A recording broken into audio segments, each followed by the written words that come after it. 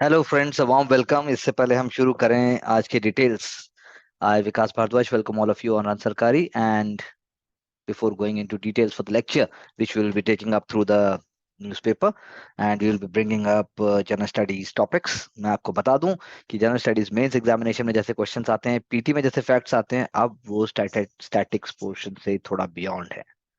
हम कोशिश करते हैं कि आपको वो सारी चीजें हैं आप तक लेके पाए, ये कोशिश नहीं करते हैं आपको बता सके कि आपको खुद करनी है और वो बहुत जरूरी है करनी। उसका कोई शॉर्टकट नहीं है। There has to be slogging, there has to be hard work, there has to be smart work, and it has to be connected. And definitely उसका अपना एक मजा है, उसमें अपनी एक सजा भी है। तो हर मजे के पीछे सजा है, हर काम के पीछे एक कहानी है। ऐसे ही अगर मैं बात करूं एक कहानी की, तो अगर आप बात करते हैं अफ्रीकन रूलर्स इन इंडिया, हमारी हिस्ट्री के पार्ट हैं बहुत इंपॉर्टेंट जिसको हम भूल जाते हैं। हर बार हम अलग अलग टॉपिक की बात करते हैं, लेकिन अगर मैं बात करूं अफ्रीकन स्लेव्स अगर इंडिया में जो आए, जैसे सचिन एक जगह है। सचिन जगह है, सचिन आदमी का नाम नहीं, मेरे भी कुछ स्टूडेंट्स का नाम सचिन है, लेकिन सचिन एक जगह है गुजरात में, जहां पर अभी भी जो डिसेंडेंट्स हैं वहाँ नवाब रेजा खान आप कह सकते हो वो हैं। उनके उनके जो एंसेस्टर्स थे वो एबिसीनिया से आए थे। अब आप पूछोगे एबिसीनिया क्या है? एबिसीनिया भी अगर आपको मैं पूछने लगूँ वो अभी आपको नहीं पता होगा, यदि आपको पता है तो आप बताओ और सोचो। आपको बल्कि अफ्रीका का मैप के पूरे कंट्रीज ड्रॉ करने आने चाहिए, क्योंकि पीटी के अंदर ये क्वेश्चन आ सकते हैं वेस्टर्न कोस्ट पे कौन सी कंट्रीज हैं, ईस्टर्न कोस्ट के ऊपर कौन सी कंट्रीज हैं, उसके बाद ही आप कुछ और आगे बढ़ पाओ। तो आप कह लीजिए कि जो एबिसीनिया से जो आए थे रजा खान के एंसेस्टर्स, वो आए थे आपके एबिसीनिया यानी इथियोपिया से, और वो बाबर की फोर्स के पार्ट थे।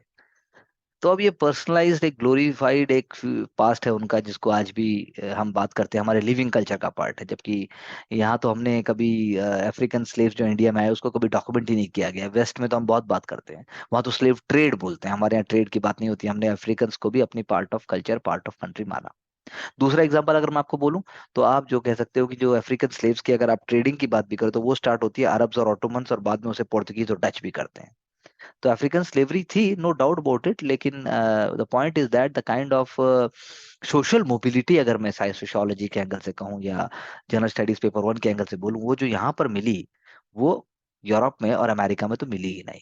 That is very very important. यहाँ पर जो है मिलिट्री पावर में सर्व करने के लिए अफ्रीकन को लेके आया गया। वो इलीट मिलिट्री सेल्स थे एक तरीके से, उनके पॉलिटिकल टास्क्स वो were defined by their political masters. तो एक तो हो गया इलीट स्टेटस के लिए एक्सेस हो गया पॉलिटिकल अथॉरिटी को। दूसरा वो रूलर खुद भी बन सकते थे, इसलिए उनका नाम क्या है, जैसे आपने सुना होगा, सिद्दीज। और एक और नाम जो आप अपने आसपास बोलते भी होंगे बहुत बार, हबशीज। तो term Siddis derive from North Africa, जहाँ पे इस कॉन्टेक्स्ट में नाम यूज किया जाता था। तो जंजीरा, आप गूगल करो जंजीरा, पीटी में आ सकता है। पीटी में पहले शायद एक बार आया भी होगा, may be last couple of years ago. तो पॉलिटिकल करियर अगर एक हम एक की बात करें, मलिक अंबर, मलिक अंबर के बिना मिडिल इंडिया की बात पूरी नहीं होती है। तो उसको आप कह सकते हो कि भाई उनका पहले चापू नाम था, फिर उसके बाद वो स्लेव रखे गए, फिर उसके बाद जो है वो अहमदनगर में लैंड हो गए, और वहां पर धीरे धीरे उनको मौका मिला, and he was raising to the higher level. और बाद में जो है निजाम शाही डायनेस्टी से, जब हम उस पीरियड की निजाम शाही डायनेस्टी की बात करते हैं, तो तब हम मलिक अंबर की बात करते हैं। अहमदनगर फोर्ट को बचाने में मलिक अंबर का बहुत इंपॉर्टेंट रोल था। मुगल से फाइट करने में मलिक अंबर का बहुत बड़ा रोल था। तो ये एक तरीके की स्टोरी है, एक तरीके की बात है जो हमें समझनी चाहिए। अफ्रीकन स्लेव जो हैं वो धीरे धीरे पावर में आए, और उन्होंने रूल भी किया। और आप कह लीजिए कि जैसे फोर्ट ऑफ जंजीरा हो गया, या फिर जो है मिलिट्री पावर की बात हो गई। हबशी सुल्तान ऑफ बंगाल में एक और एग्जांपल मुझे याद आता है। तो हबशी सुल्तान ऑफ बंगाल्स, उनका भी रोल है। उन्होंने भी जो है सिक्के भी बनवाए, they had their own coins minted with specific, आयतें भी थी कुरान की उसमें, और बाकी इंसिग्नियाज भी थे। तो कहने का मतलब ये है कि आर्किटेक्चर में भी रोल प्ले किया। जैसे अब अ, फिरोज मीनार, अगर मैं एक मॉन्यूमेंट की बात करूं, फिरोज मीनार गौर में है। गौर, बंगाल को गौर कहते थे। तो GAUR, फिरोज मीनार जो है उसको कंपेयर करते हैं आज भी हम कुतुब मीनार से। तो वो बहुत ही ब्रीफ पीरियड के लिए था। तो ऐसे ही कुर्नूल डिस्ट्रिक्ट में एक जगह है अडूनी, ADONI, अडूनी, विजयनगर अंपायर का पार्ट थी। विजयनगर अंपायर जब डिक्लाइन हुआ, बीजापुर सल्तनत के हाथ में आ गया, तो बीजापुर सल्तनत के पार्ट में अडूनी आया। तो अडूनी के गवर्नर जो थे वो भी एबिसीनिया, या आप कह लो इथियोपिया से लिंक करते थे। तो I am giving you certain examples. आज की डेट में आप सिद्धीज की बात करोगे कंटेम्प्रेरी इंडिया में, तो है बहुत सारे जो इंडिया में भी हैं, पाकिस्तान में भी हैं, हैदराबाद में भी रहते होंगे, केरला के कुछ पार्ट में रहेंगे, लेकिन अब कोई रॉयल प्रिविलेजेस नहीं है। They are living in a very poor situation, they are treated with lot of आप कहना चाहिए कि not is part of the mainstream society. और कर्नाटका में भी हैं बहुत जगह, और बहुत सारे जो हैं वो उनको मेन स्ट्रीम में डिसरिस्पेक्टफुल तरीके से देखा जाता है, एटीट्यूड की तरह।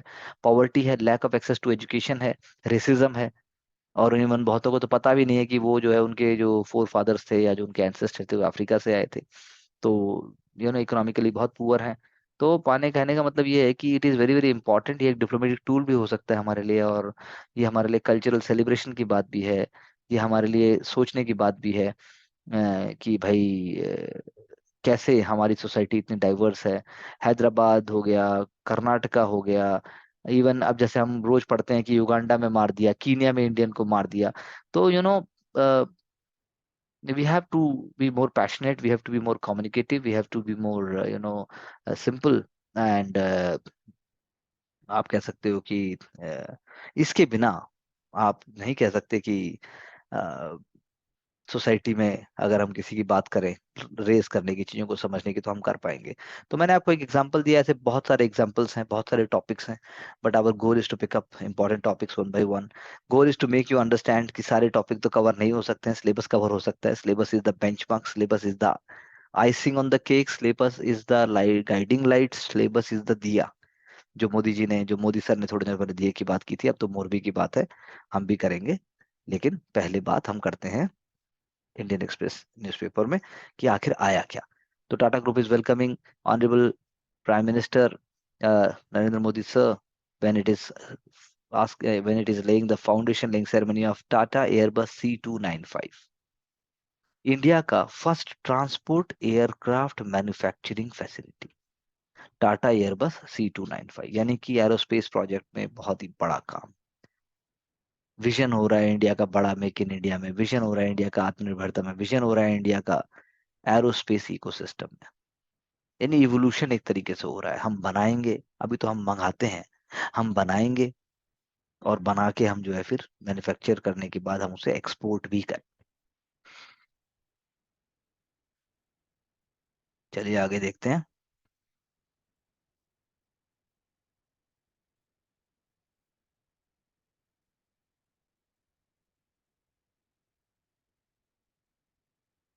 जब भी मैं इतने सारे इंस्टीट्यूशंस के नाम पढ़ता हूँ, चाहे झारखंड सरकार हो, चाहे उड़ीसा हो, चाहे फिर वो चौधरी चरण सिंह यूनिवर्सिटी हिसार हो, चाहे फिर वो UJVN हो, और चाहे फिर वो आपका Orissa Orissa renewable energy development agency हो, चाहे दूध सागर डेयरी हो, उत्तर प्रदेश राज्य औद्योगिक विकास प्राधिकरण हो, तो मुझे लगता है कितने सारे इंस्टीट्यूशंस हैं, कितने सारी बॉडीज हैं जो अपनी जगह काम कर रही हैं, कितने सारे जगह है जहाँ पर स्कोप है हम भी उसके अंदर कुछ इनडायरेक्टली डायरेक्टली कंट्रीब्यूट कर सकते हैं। ऑब्वियसली पीसी ज्वेलर्स भी अपने आप में है, पीसी ज्वेलर्स के ऊपर इनकम टैक्स की अभी कुछ रेड भी हुई थी, लेकिन उसका आई थिंक इससे कोई लेना देना नहीं। बट देन सेलिब्रेशन की जो भावना है, अगर वो सामान खरीद के ही आती है तो वो दिवाली पे बिल्कुल सही है, बाकी समय का हम कह नहीं सकते। So let's start with understanding of the important areas and important topics जो हैं। सबसे पहले UN काउंटर टेरर मीट की हमने जो बात की थी, वेब टेक्नोलॉजी और वेब की बात है, वही इंपॉर्टेंट है। ओपन सोसाइटीज होनी चाहिए, लेकिन फ्रीडम का एब्सोल्यूट फ्रीडम या कुछ भी नहीं होना चाहिए। इथो ओपन सोसाइटी जो है उसके आप आड़ में you are actually promoting terror radicalism, that must be stop, that must be prevented under all circumstances circumstances। So जैसे right must protect rights in the terror crackdown, अगर हम बात करें जो टेरर है उसमें आप कौन सा डायमेंशन लेंगे। क्या जो US UK and the United nation human rights envoy, उनका कहना है कि human rights must be protected, the use of emerging technologies against terrorism, it must not be allowed for terrorist activities, लेकिन टेरर जो suspects हैं उनके rights को भी प्रोटेक्ट किया जाना चाहिए। सर्विलेंस और प्राइवेसी के नाम पर आप ये सब नहीं कर सकते। हर केस में आपको एब्सोल्यूट सर्विलेंस और प्राइवेसी को इन्वेट करने की ताकत नहीं दी जा सकती. That is what I am saying. That is what मतलब that is what United States, UK, UN, human rights envoy, even Sweden and Nordic countries से. ये एक बात हुई, क्योंकि उनका कहना है कि इसके नाम के ऊपर आप टेरर को प्रमोट करने के नाम के ऊपर या टेरर को रोकने के नाम के ऊपर आप जो है उनके ह्यूमन राइट्स को आप वायलेट कर रहे हैं. ह्यूमन राइट्स बहुत इंपॉर्टेंट हैं. They must ensure that counter terrorism including the use of new emerging technologies, उनको अगर आपको रोकना है, for that must be done under the obligations of international law, under the obligation of rule of law. उसके बिना उसको करने का कोई लाभ नहीं है. चाहे वो रिफ्यूजी लॉ हो, चाहे कोई भी लॉ हो, वो एप्लीकेबल होना चाहिए. दूसरा, they have the declaration is recognizing efforts of the UN affiliated tech against terrorism initiative, जो है उसको वो रिकॉग्नाइज कर रहे हैं और सिविल सोसाइटी, एकेडमी और गवर्नमेंट का सपोर्ट ले रहे हैं ताकि जो टेररिस्ट इंफ्रास्ट्रक्चर है वो डिसमेंटल होना चाहिए. उनकी एबिलिटी जो इंटरनेट को यूज करने की है वो रोकी जानी चाहिए. That is very important. Surveillance और जो स्पाईवेयर टूल्स यूज किए जाते हैं लॉ इन्फोर्समेंट एजेंसी से against dissenting voices in the name of terrorism, वो रोका जाना चाहिए. Dissent must not be crippled. Voice of dissent must be not be crippled. Mass surveillance must not be indiscriminately promoted. There must be respect for freedom of expression. There must be upholding of human rights, good governance, and rule of law. There must not be any violation of human rights. जैसे Pegasus software की बात करते हैं, Pegasus spyware. Supreme court ने पहले भी बात की, पहले भी बोला that a committee was set up in fact, and then it said that the apex court, it didn't found any conclusive evidence, but central government had not cooperated with the panel. That is what Supreme Court said. तो ये एक important बात हुई. तो इसीलिए mains के examination perspective से कि भाई यूनाइटेड नेशन जो डिक्लेरेशन जो यहाँ पर हुई है उसमें क्या बात हुई, उसके पॉइंट्स आप बना सकते हैं. इंडिया वॉलंटरी कंट्रीब्यूशन कर रहा है 0.5 मिलियन का UN trust fund for counter terrorism, UNOCT के लिए कर रहा है. Similarly, it is promoting global efforts to stop misuse of encrypted messages and also stop misuse of cryptocurrency by non-state actors. अब टेररिस्ट जो है वो तोरा बोरा की गुफाओं से नहीं, वो ग्लोबल ऑनलाइन रिक्रूटमेंट और इंसाइट करते हैं, लाइव स्ट्रीमिंग करते हैं अटैक्स को. ऑनलाइन इंसाइटिंग उसने रेडिकलाइज कर दिया है वनरेबल पीपल को हर जगह विश्व में. रेंटल वैन्स, कैब को भी यूज कर लेते हैं बेसिकली, पहले ऐसा नहीं था. So the goal must be to starve terrorists ताकि वो इमर्जिंग टेक्नोलॉजीज को यूज ना कर पाए. कमर्शियल ड्रोन टेक्नोलॉजी को भी यूज कर रहे हैं, उनको भी रोकना होगा. वो नई ऑडियंस को सर्च कर रहे हैं. Hate speech, terrorist narratives, extremist language, disinformation, miss information, ये सब का सब हमारे सोशल फैब्रिक को अंडरमाइन करता है.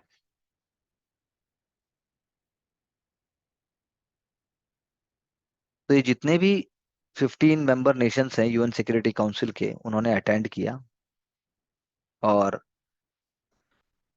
टेररिज्म के थ्रेट को एक्नॉलेज किया, टेक्नोलॉजिकल इनोवेशंस पे बात की, virtual private network, encrypted messaging services, blockchain, virtual currencies, इन पे बात की. टेररिज्म को कैसे रोकना है इस पर चर्चा की. आइडियोलॉजिकल फ्रेमवर्क को कैसे ब्रेक करना है इस पर चर्चा की. लोन वुल्फ अटैक्स, जैसे मैंने पहले भी कहा है आपसे, उस पर चर्चा की. टेक्नोलॉजी और मनी का रोल क्या है उस पर चर्चा की. और साथ साथ में इस बात की भी चिंता थी कि भाई सारे वर्ल्ड में चारों तरफ जो है दिक्कत है, लो कॉस्ट ऑप्शन हो गया है अब टेररिज्म को प्रमोट करना, इजी एक्सेसिबिलिटी हो गई है, मिसयूज हो गया है अनमैन्ड एरियल प्लेटफॉर्म को, अनमैन्ड एरियल प्लेटफॉर्म का यूज करना. इन सब बातें जो मैं आपसे बता रहा हूँ ये बहुत ही इंपॉर्टेंट और बहुत ही क्रूशियल हैं अगर आप सेफ्टी और अगर आप प्रिवेंटिव एडमिनिस्ट्रेशन में जाएंगे कल को. तो जैसे एक जमाने में 2008 में there was use of voice over internet protocol, वो ऑर्गेनाइज करा था और डायरेक्ट किया था अटैक को। थोड़े दिनों पहले एग्जांपल आया that in UAE and Saudi Arabia there was cross-border drone attacks, cross-border drone attacks attacking civilians and also infrastructure. So मैंने आपको बहुत सारे आइडियाज थ्रो कर दिए हैं, अब इनके सॉल्यूशंस पे मैंने बात नहीं की है। But then when the question comes of united nation declaration on counter terrorism जो इंडिया में मीट हो रही है, then all these points will be coming into picture.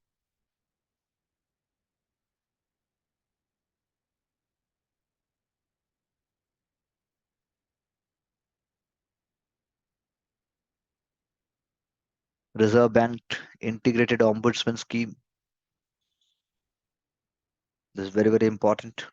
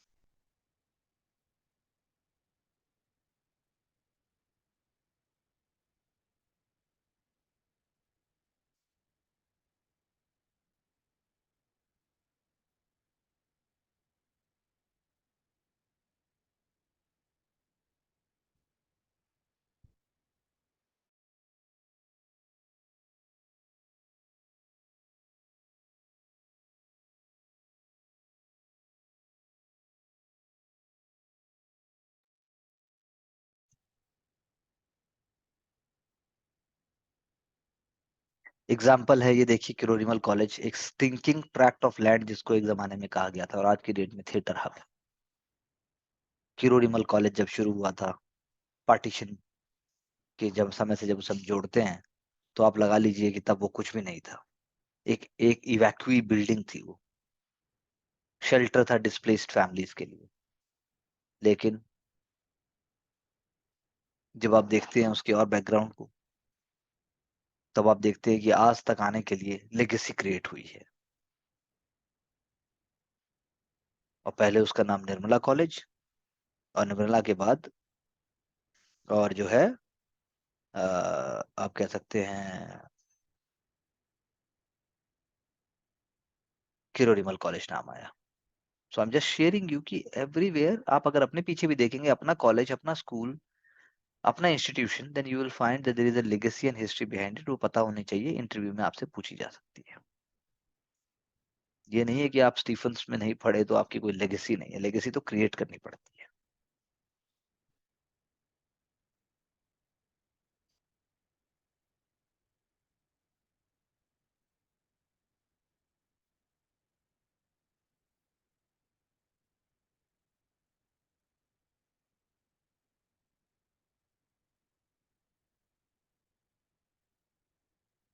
There is an example, ये भी केस स्टडी है दैट जो बिहार के पूरेस्ट एमएलए थे, पूरेस्ट एमएलए, बिहार के purest MLA who was not even having a home in the capital city. He was got a government home.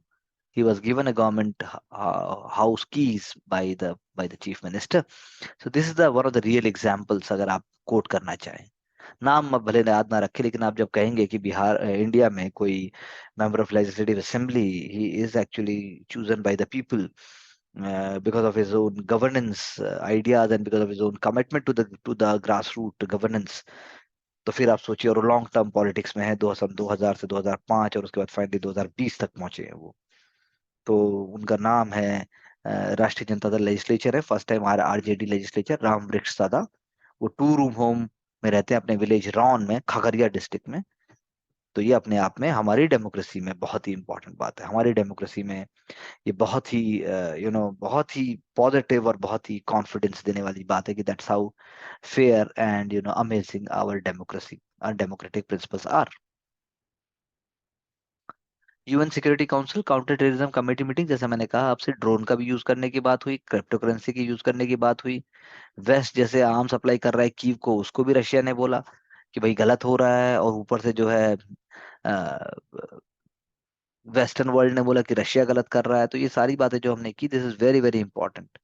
और UAV के use की बात तो चाइना ने भी की, लेकिन अब हाँ, इंडिया सफर करता है तो इंडिया जानता है कि एफएटीएफ का एक्शन अगर चाहे पाकिस्तान पर नहीं होता है या नहीं हुआ अभी भी, तो उसके पीछे कौन खड़ा है। ये बात इंपॉर्टेंट है। देन अगर आप आंसर को और मीनिंगफुल बनाना चाहते तो सीए फर्म्स, उनका रोल देखना चाहिए। चार्टर अकाउंटेंट फर्म्स का रोल क्या है फाइनेंशियल डेटा और उसके इंटरप्रिटेशन में।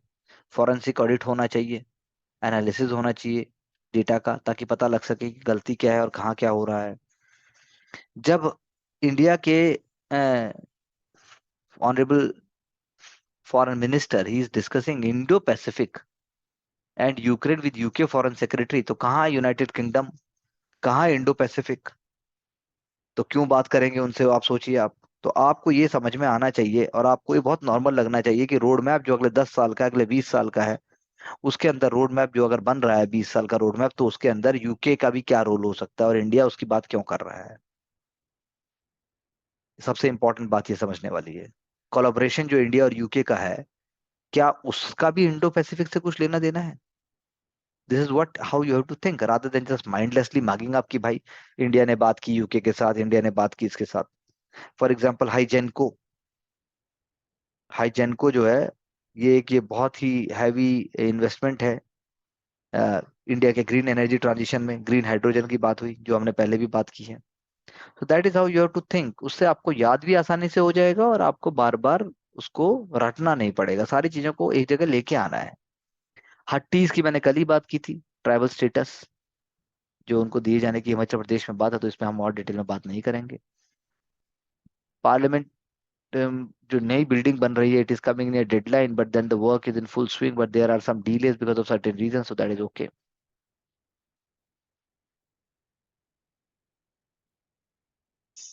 Festival of Unity, that is on 31st October. Always it is celebrated as you know as on the birth anniversary or the birthday of the Iron Man of India, Sardar Patel, Sardar Vallabh Bhai Patel। तो ये एक basic fact है, आपको पता होना चाहिए, आपको पता भी है।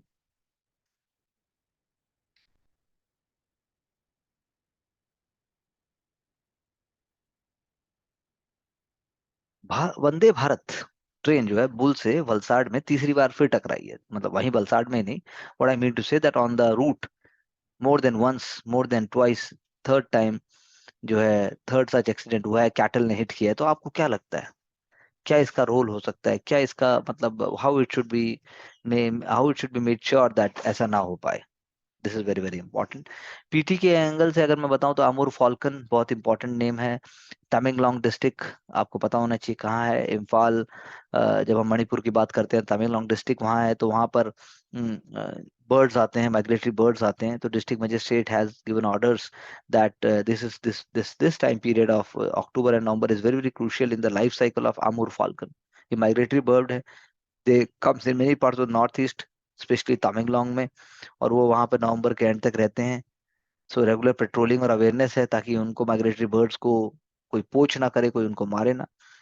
लोकली उन बर्ड को कहा जाता है Akhui Puina. Akhui Puina the birds arrive in Manipur and Nagaland.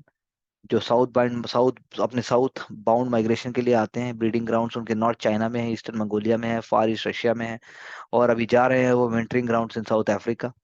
3 to 4 months they will be spending in Manipur to build fat reserves, कुछ खाएंगे, यहाँ के टर्माइट्स को खत्म करेंगे, and then they will moving further. और they are supposed to be protected under the Wildlife Protection Act 1972 and under Schedule 4. Hunting of the bird or possessing its meat is a punishable act.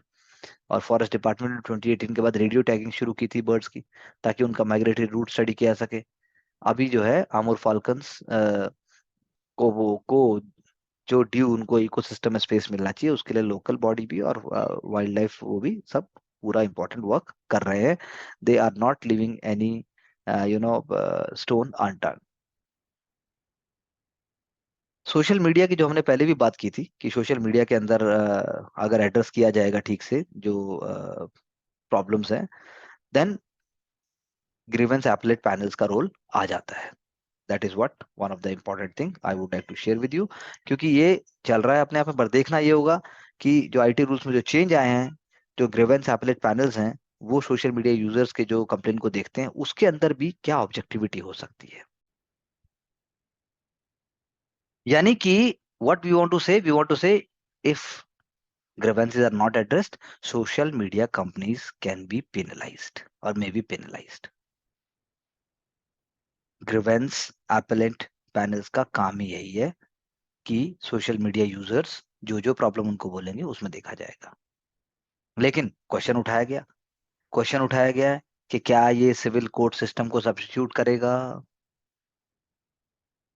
नहीं करेगा. क्या उसके decisions को challenge किया जा सकता है? हाँ, किया जा सकता है. क्या इसके लिए मैसिव कैपेसिटी और large volume of user complaints है, उसके लिए मिनिस्ट्री रेडी है? क्या लार्ज वॉल्यूम के लिए मिनिस्ट्री रेडी है? तो उन्होंने कहा कि ये जो है कैजुअल तरीके से नहीं हैंडल किया जाएगा, मोर कैपेसिटी क्रिएट की जाएगी. तो उसके लिए क्या बनाया जाएगा? Grievance appellate committee. वो कैपेसिटी क्रिएट करेगी. गवर्नमेंट जो है उस एरिया में नहीं घुसना चाहती. हमें जो है वो नहीं करना है. We have an obligation and duty to the citizens, digital नागरिक. उनके ग्रीवेंसेस की बात हो रही है. सोशल मीडिया नॉर्म्स होंगे. मीडिया प्लेटफॉर्म को इलीगल कंटेंट 72 आवर्स के अंदर अंदर हटाना होगा अगर वो फ्लैग किया जाता है.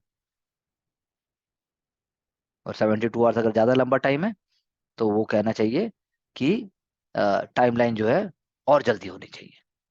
मिनिस्ट्री जो है 24 घंटे काला टाइमलाइन एक्चुअली में चाहती है कि वो लागू हो जाए इलीगल कंटेंट के लिए. क्योंकि क्या है, वायरल वीडियो हो जाता है, वेलोसिटी बहुत ज्यादा होती है. लेकिन 72 आवर्स के लिए लास्ट में सेटल हुआ मामला. सोशल मीडिया कंपनी जो है वो एक्सेस भी दे देंगी. सेफ हार्बर स्टेटस जो उनको एक्सेस है वो भी चला जाएगा अगर वो कंप्लाई नहीं करेंगे आईटी रूल्स के साथ. So these are new developments. Latest amendment जो है, इंटरमीडिएट गाइडलाइंस जो बनाया गया है जिनके लिए ये प्रोटेक्शन है. 3 मेंबर ग्रीवेंस एपलेट कमेटी जो बनाई गई है ये एक तरीके से प्रोटेक्शन टूल है. फोकस है ऑनलाइन यूजर्स को प्रोटेक्शन मिले. फोकस है एक्सेसिबिलिटी हो सर्विसेज की. फोकस है जो राइट्स हैं कॉन्स्टिट्यूशन के अंदर उनको फॉलो किया जाए. Committees will be able to review content moderation and other decisions of social media companies. Central जो गवर्नमेंट है वो इस्टेब्लिश करेगी एक या उससे ज्यादा ग्रीवेंस एपलेट कमेटी 3 महीने के अंदर अंदर. जैसे ही IT intermediate guideline and digital media ethic code amendment 2022 लागू हो जाता है. पीटी के लिए एक फैक्ट और बताता हूं कि इंडिया जो है ग्रीन इन्वेस्टमेंट एक्सेलरेट कर सकता है to 12.1 trillion by 2050. By 2050 India can accelerate green investments that is up to 12.1 trillion by 2050. ये बहुत इंपॉर्टेंट बात है. उसमें क्या होगा? 11.8 giga tons of carbon dioxide जो है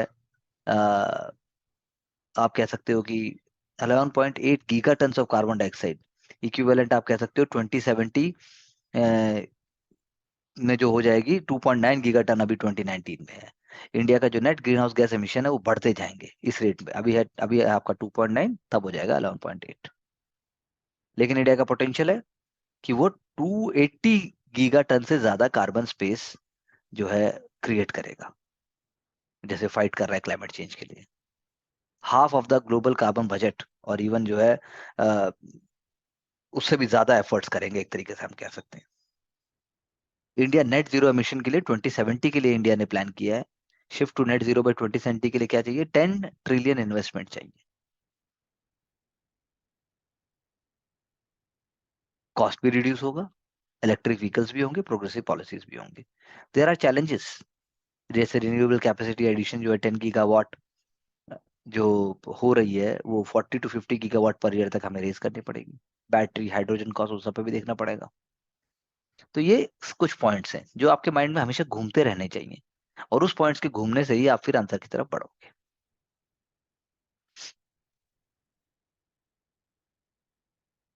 अगर हम वर्ल्ड की बात करें तो वर्ल्ड की लॉन्गेस्ट पैसेंजर ट्रेन जो है that is in Switzerland, Swiss railway company ने किया, एल्प्स में।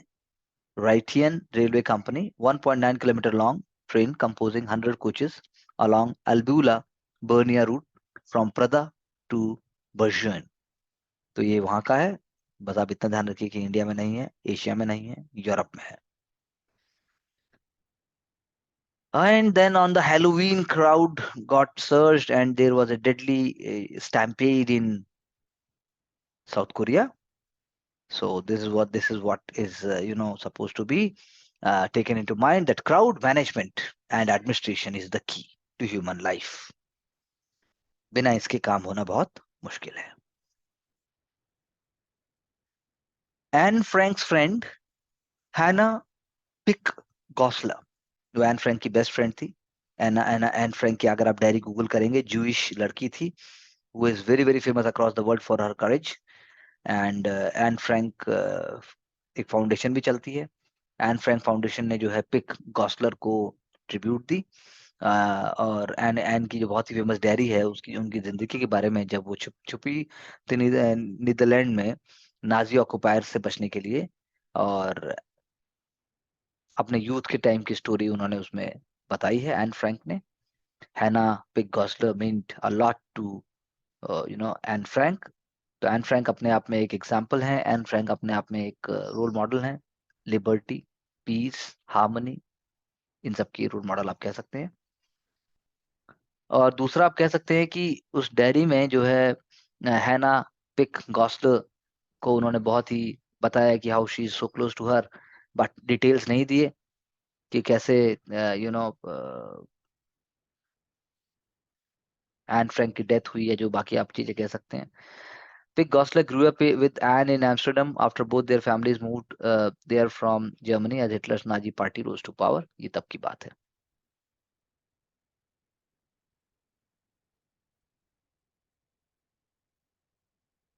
Next point, if we take up, then Guantanamo Bay. Guantanamo Bay is a prison. Guantanamo Bay is very very secret hide, जहां पर US जो है terrorist को, और US जो भी उसके एनिमीज हैं उनको, आपको कह सकते हैं कि वहां उनको रखता है। एक तरीके से अमेरिका का काला पानी है ग्वांतेनामो बे। आप Guantanamo Bay, you must check in the atlas and check out कि ग्वांतेनामो बे आखिर है कहाँ पर, और हाउ इट इज फंक्शनिंग। आप गूगल भी कर सकते हैं and you can check in the atlas also.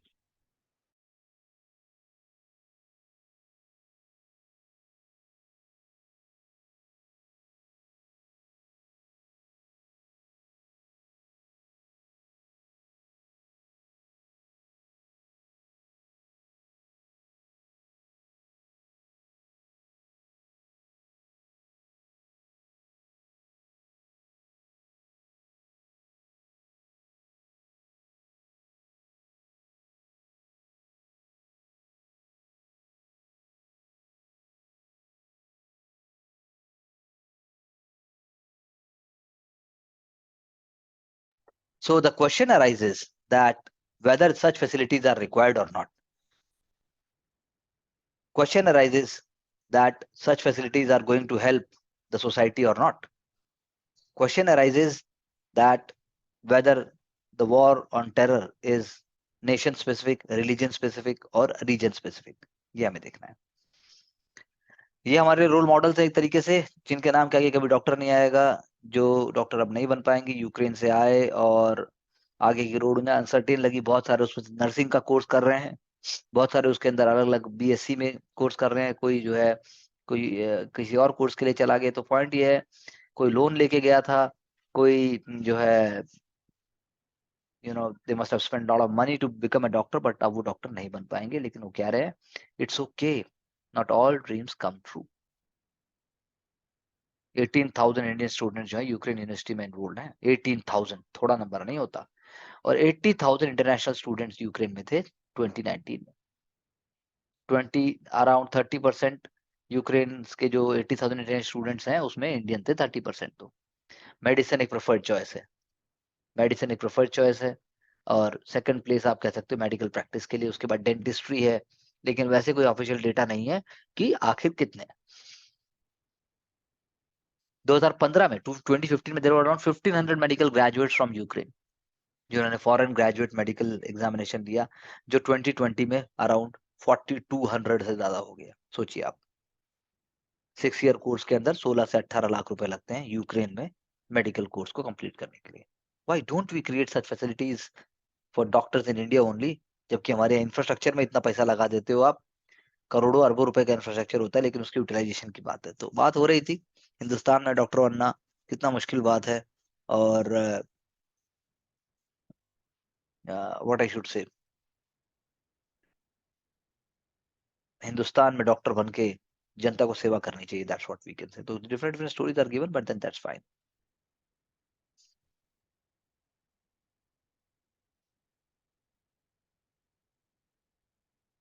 अब मैं बात करूं यदि डॉक्टर अंबेडकर की, डॉक्टर अंबेडकर साहब का जो आइडिया था कास्ट और लैंड का जो रिलेशनशिप था, उनका कहना था कि गरीब आदमी के लिए लैंड सिर्फ लैंड नहीं है, लैंड उसके लिए एक तरीके से बहुत ही इंपॉर्टेंट एलिमेंट है। That's only not land, land अगर है गरीब आदमी के पास, यानी दलित के पास अगर लैंड है, then it is going to change the some circumstances completely. क्योंकि जब नेशनल मूवमेंट में बात की गई land to the tiller, zamindari abolition की बात की गई, तो बात की गई लैंड टू द टिलर। तो अंबेडकर साहब ने पूछा, what about the landless?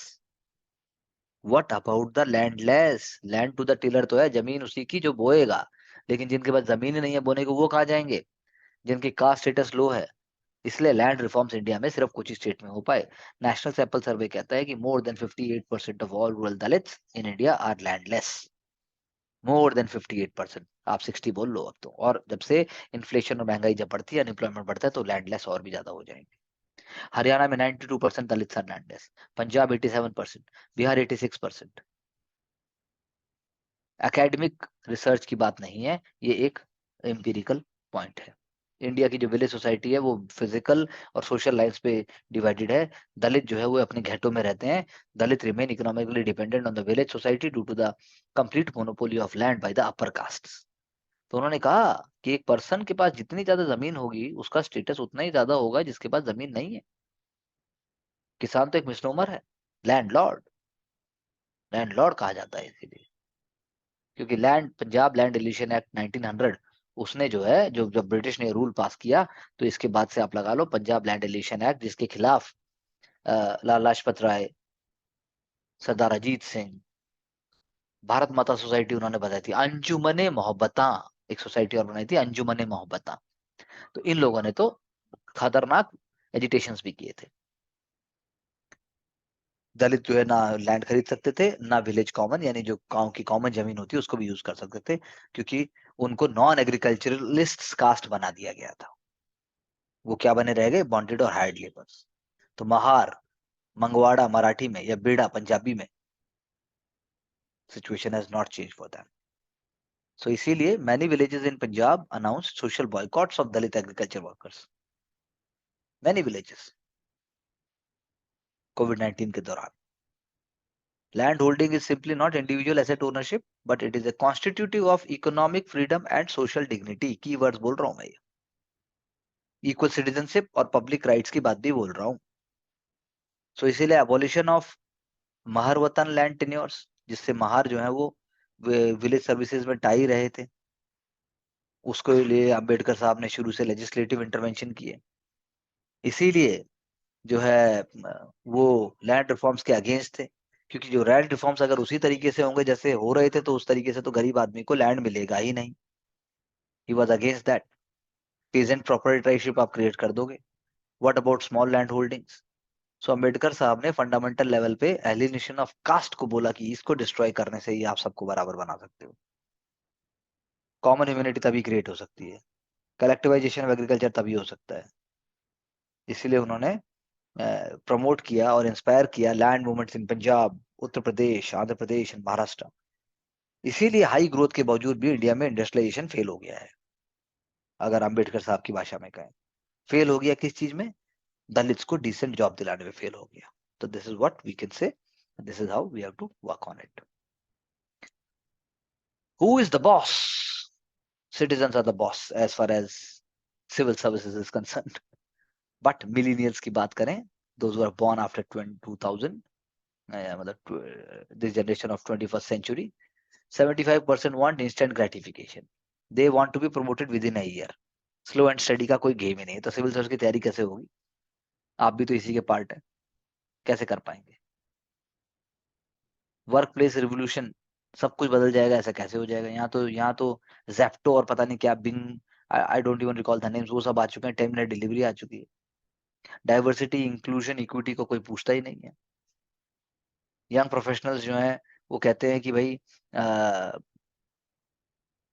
Skills है, I have the skills and I can get any kind of job. तो this is what may not be desirable in the longer run. Civil services में ऐसा बिल्कुल नहीं चाहिए. एक्स्ट्राऑर्डिनरी पेशेंस, थैंकलेस जॉब, घिसते रहो, कुटते रहो, मरते रहो. सब प्रॉब्लम ही सिर्फ आप प्रॉब्लम में ही आपका नाम आएगा, बाकी आपका नाम ही नहीं आएगा. तो अजीब सी जॉब है. जब पढ़ाई आप अजीब सी नहीं कर सकते तो सिलेक्शन अजीब सा कैसे हो जाएगा? देखना पड़ेगा एक. तो लगे रहिए, जिसको आम भाषा में कहते हैं मॉडर्न स्लेवरी. तो मॉडर्न स्लेवरी नहीं है ये कमिटमेंट है, ये वर्क है. अगर मैं साथ साथ में बात करूं कि भाई आप डाइवर्सिटी को डिसमिस करते हैं तो आप लाइफ में कैसे आगे बढ़ेंगे? बात बात के ऊपर आप जो है ऐड देखते हैं, लोग देखते हैं, फ्रेंड्स देखते हैं, सब कुछ खरीद रहे हैं, सब कुछ कर रहे हैं, और आप उन्हें जैसा बनना चाहते हैं, तब भी आप डूबेंगे. लाइफ को आप हमेशा रेस मान लेंगे, तब भी आप डूबेंगे. तो ये क्या है? ये बच्चों के दिमाग पर इसका नेगेटिव असर होता है. इवन अडल्ट भी हम वैसे ही क्रिएट हो जाते हैं.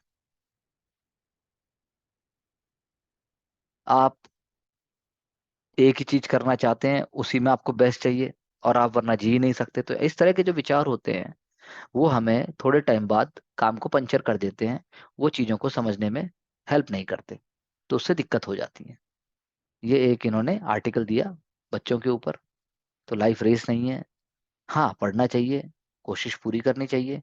सक्सेस फिर शायद हमारे पास अपने आप आ जाती है. बीइंग पैनिकी और bringing emotions in the front हर बात पे या बार बार, उससे फर्क नहीं पड़ता. अगर मैं बात करूं कुंधावई, कुंधावई पोनियन सेल्वन जो नॉवल है उसको पढ़ते हैं जब, तो उसमें कुंधावी चोला प्रिंसेस की बात होती है. वो एकेडमिक टेक्स्ट में बिल्कुल उसका नाम नहीं आया. She has influence in entire dynasty, that's what I want to say. Kundavai mentor figure थी राजराज चोला वन को और उनके बेटे राजेंद्र चोल को. चोला एम्पायर को one of the greatest historical empire बनाया. She did not leave the Chola kingdom even after marriage to Vallavaraiyan. She got married to Vallavaraiyan Vandiya Devan. Vallavaraiyan Vandiya Devan से marriage करने के बाद भी, जो कि बाणा dynasty, Bana BANA, she remained with the Chola empire. Her father Sundar Chola, elder brother Aditya Karaikalan, they all believed and trusted her abilities and her administrative acumen to stand on her own and to speak her mind and not to go down. तो इसीलिए जो है ये बातें हमारे text में आई नहीं कभी. ये बातें हमारी अमर चित्रकथा जैसी कॉमिक्स में नहीं आई, या मूवीज में नहीं आया. तो इस चीज को हमें देखना पड़ेगा. So this is what we can actually see with the Indian Express newspaper. बाकी तो क्रिकेट की बात है, और यू नो देखना है how things will move for India.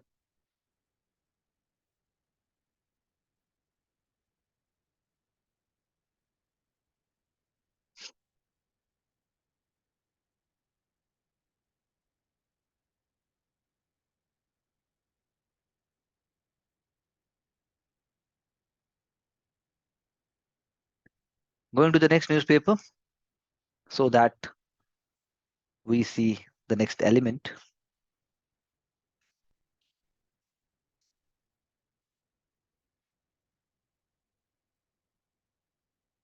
coming and going with the Sunday Times first.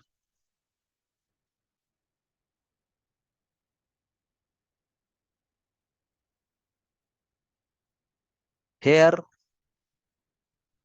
we have to see that what is coming up.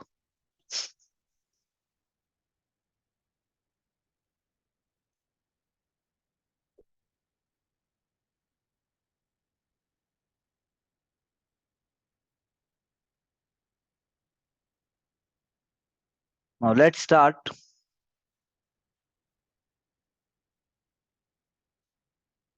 with the key ideas. For example, there was a news item which was saying that Uttarakhand में जितनी भी roads and buildings हैं with the British name and with the British ring, उनको आप Indian नाम दे देंगे। तो आपका व्यू इसमें क्या है?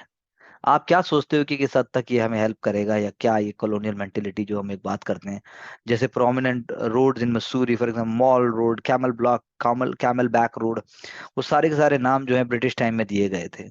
Are they really symbol of slavery? कुमाऊं में, गढ़वाल में, देहरादून में, लंडौर में, नैनीताल में ब्रिटिश इधर स्टेट और they had defence force station, so they gave the name. जैसे Garhwal rifle centre in Lansdowne, the town whose name, उसका नाम अब बदल के हम कालोन डांडा या कालोन डांडा और black mountain in local parlance में जो हम नाम दे सकते हैं, जैसे राजपथ का कर्तव्य पथ किया गया है, वैसे ही बात होगा। आपका क्या व्यू है इस बारे में? आप मुझे सोचकर बताइएगा।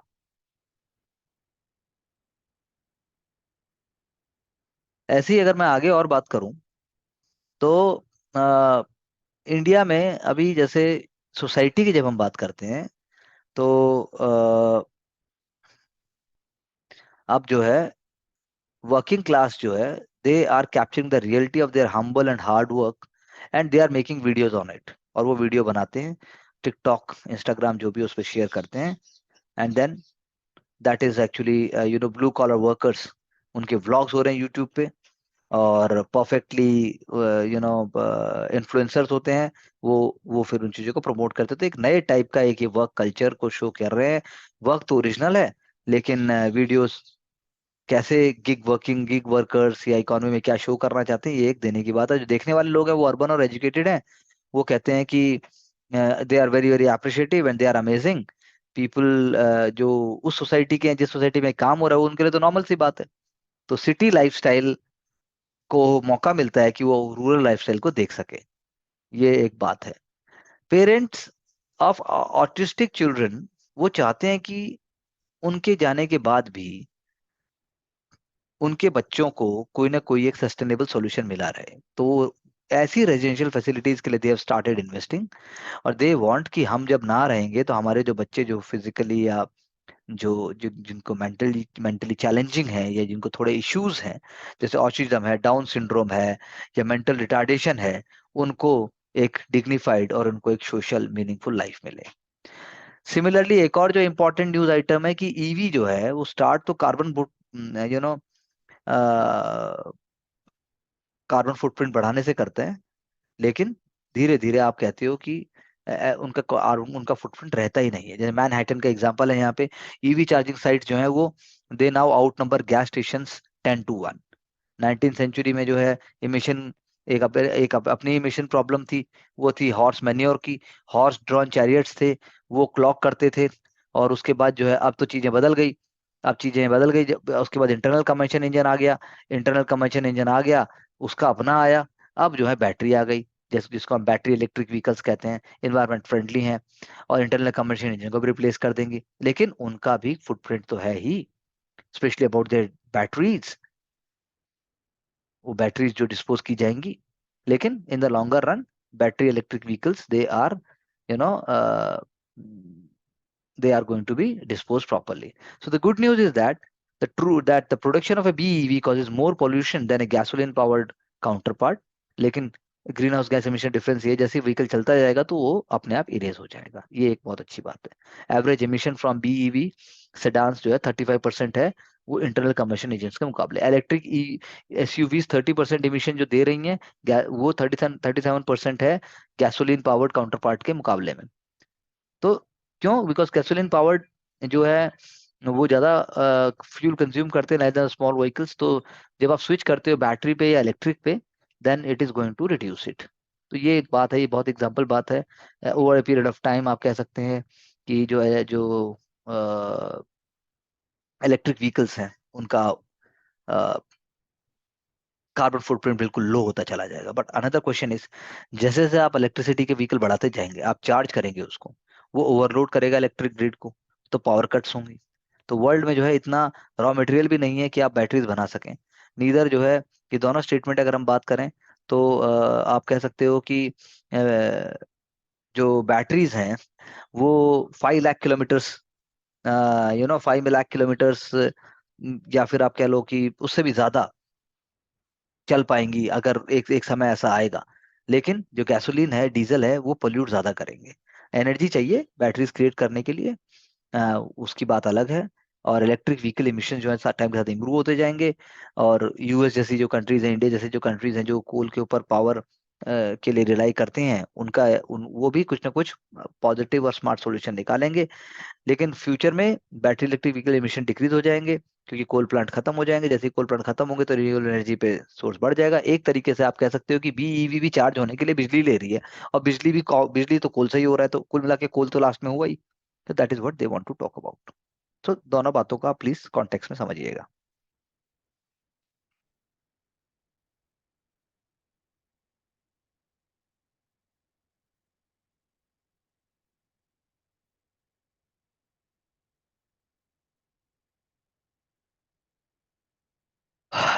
Another very important news item जो है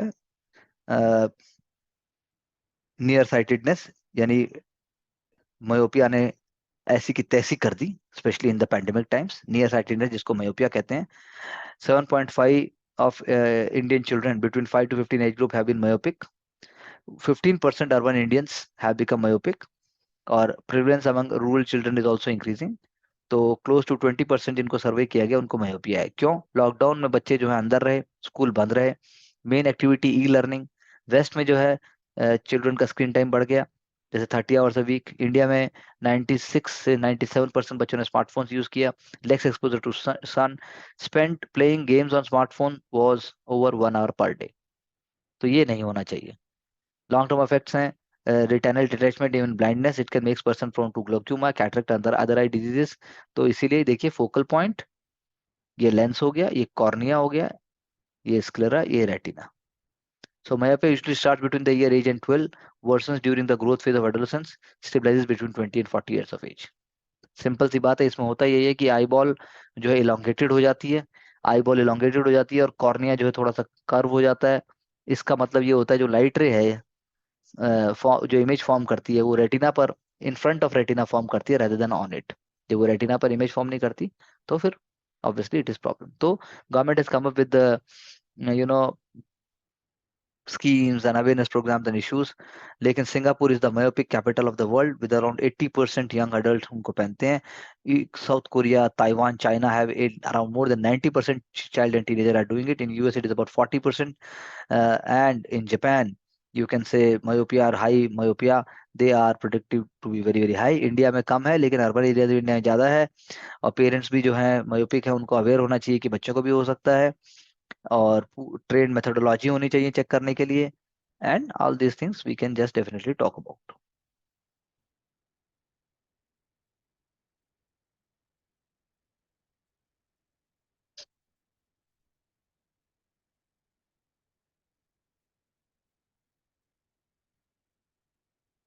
बस्तर का एग्जाम्पल है ये, जहाँ पे बच्चों की पढ़ाई ने, बच्चों के माहौल ने, बच्चों की बातचीत ने नक्सलाइट्स को मजबूर किया कि वो पीछे हट जाएं। And the school buildings are being rebuild in my hotspots, और उन पर छत्तीसगढ़ में काम हो रहा है, स्कूल बन रहे हैं। सुकमा डिस्ट्रिक्ट एजुकेशन ऑफिसर का कहना है कि जब भी पुलिस कैंप आसपास होता है लोगों को और सिक्योर होता है, और स्कूल भी अच्छे से चलता है। फोकस है जितने अधिक स्कूल हो सके उतने स्कूल बनाए, जितने अधिक जो है बच्चों को लाया जा सके उनको लाया जाए।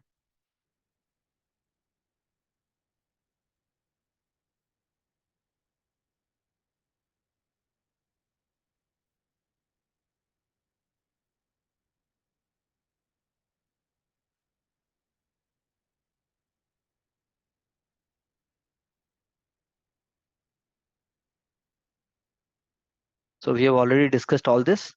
Let's move to the next newspaper and understand what is required over there.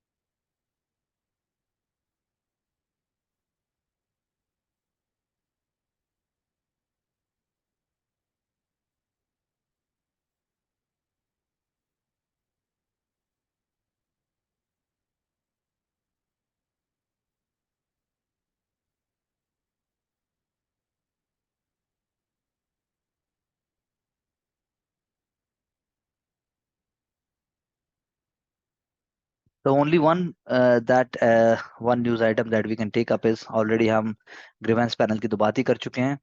The sizzle and fizzle of new age firms. तो यानी कि जितनी तेजी से वो उछलती हैं उतनी तेजी से वो जो है गिरती हैं. Price is what you pay, value is what you get.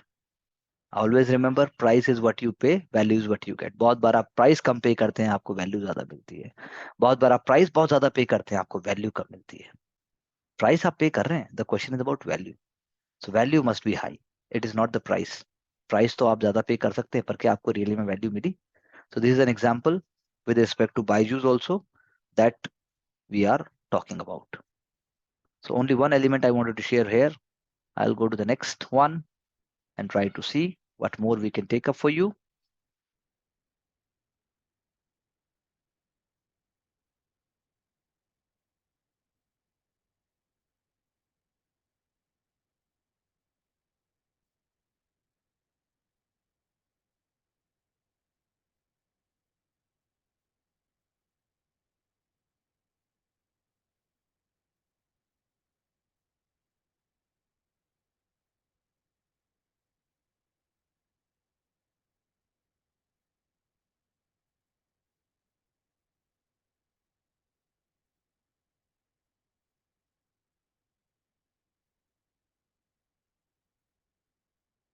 काला नमक राइस, ये Indian agriculture research institute IARI की पहल है, IARI का वर्क है. उन्होंने सक्सेसफुली टेस्टेड किया two new dog varieties in Uttar Pradesh which is going to give double yield. So that is a very, very important news. Kala Namak rice, that has been an important development. Name is given in association with the Acharya Narendra Dev University of Agriculture and Technology in Ayodhya. Acharya Narendra Dev, he was a socialist, he was a Gandhian, he was a founder member of Congress Socialist Party, and he was a great leader also. He was called Acharya because he was a teacher. So that is what is important. Shops dumping waste on roads to be fined. This is culture. This is a work culture which is being promoted in Tamil Nadu, in Chennai, and let's make it an all India mission. And obviously, civil services has an important role to play in that.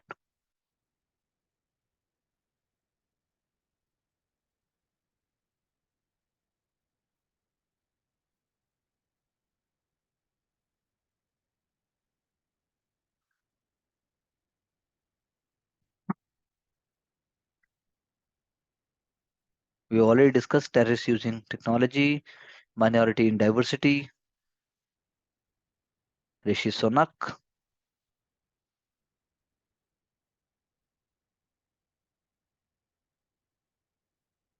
One of the interesting things which I am reading here is that in Himachal Pradesh and Kinnaur, youth जो है मांग रहे हैं affidavit election candidates थे कि वो hydro electric projects को नहीं चलाएंगे, हाइड्रो इलेक्ट्रिक प्रोजेक्ट्स को प्रमोट नहीं करेंगे। This is very very interesting. You must think in these lines कि लोगों में इतनी ग्राउंड रियलिटी आ गई। जब आपके आंसर्स में ही ग्राउंड रियलिटी नहीं आएगी तो फिर काम कैसे होगा? आपके आंसर में आपने क्या लिखना है वो भी इतना ही इनोवेटिव, वो भी इतना ही थॉट प्रोवोकिंग, वो भी इतना ही सिंपल होना चाहिए जितना कि यहाँ है। क्राउ कन्नौर एक ट्राइबल डिस्ट्रिक्ट है, इकोलॉजिकली सेंसिटिव है, उनको और हाइडल प्रोजेक्ट्स नहीं चाहिए। सतलुज पे बन रहे हैं प्रोजेक्ट्स, लेकिन अब वो नहीं चाहते और हों। तो इसीलिए लोग, यूथ जो है वो चाहते हैं कि जो भी इलेक्शन कैंडिडेट्स हैं वो अपने, हमारे लाइव्स को, हमारी लाइवलीहुड्स को, फ्रेजाइल हिल्स को और ज़्यादा एक्सप्लॉइट ना करें, लॉस ऑफ लाइफ को रोकें। डब्रिज जो है वो रिवर बेड के साथ तुझ में डाल दी जाती हैं, उससे रिवर मर रही है। तो people need to speak up before it is too late. So this is wonderful. No means no.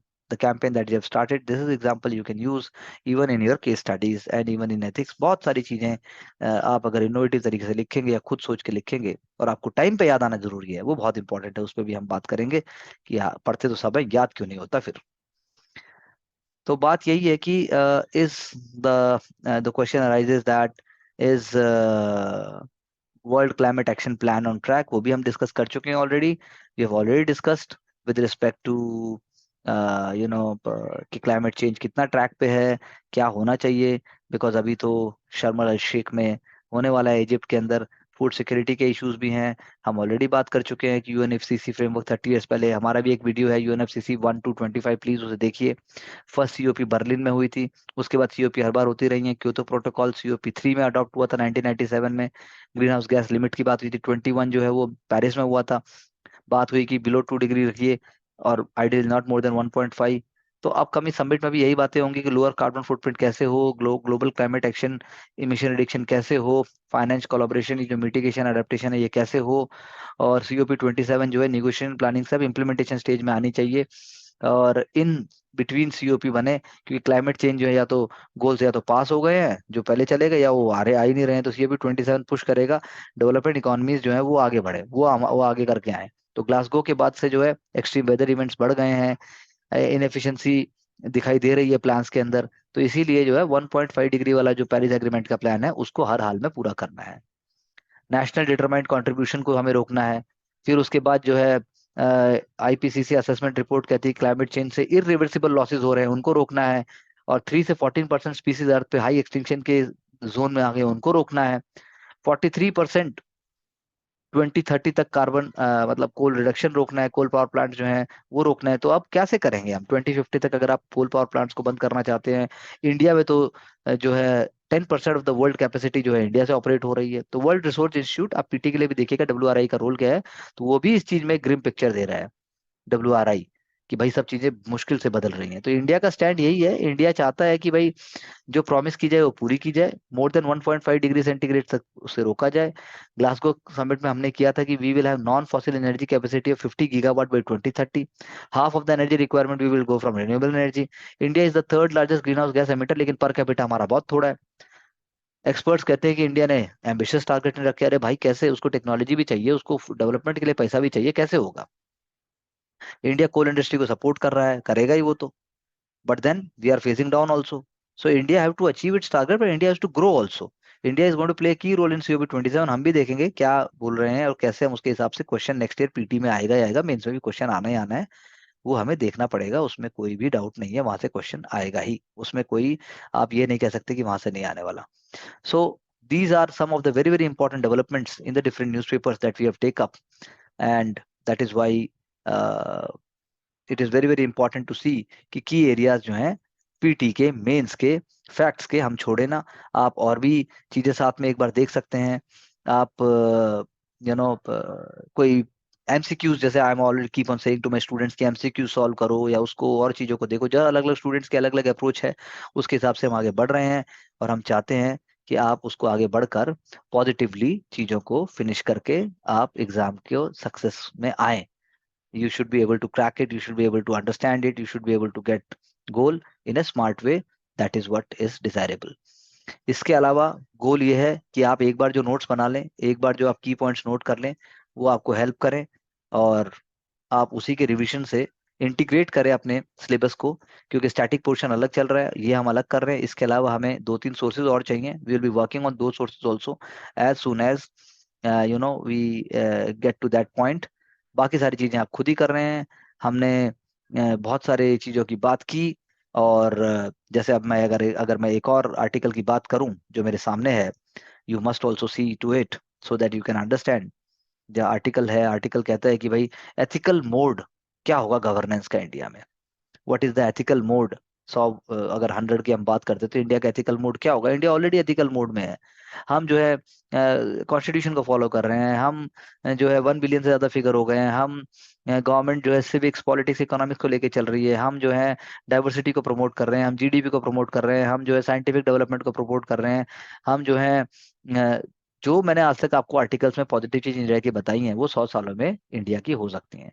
अगर बात हो कि इंडिया क्या लर्न कर सकता है ब्रिटिश पॉलिटिक्स से, तो भाई वो भी डाइवर्सिटी की बात है। लेकिन जो पीटी में जनरल स्टडीज पेपर 2 का पेपर है उसमें आप देखिए कि इंडिया चाहे India US, India India UK and India France, इसके कॉन्स्टिट्यूशन को वो करने की बात करता है रादर देन एनीथिंग एल्स। तो ये तो एक फिलोसफिकल आइडिया है जिसकी ऑलरेडी मैं चर्चा आपसे कर चुका हूँ और ये मैंने इसीलिए आपको शो किया। तो this was all very very important areas from the newspaper perspective from in this lecture. Do like and share and also keep on working smart. This is only one element, lot of other areas are required which I keep on telling my students to work upon और उनको देखने के लिए मैं बात करता हूँ।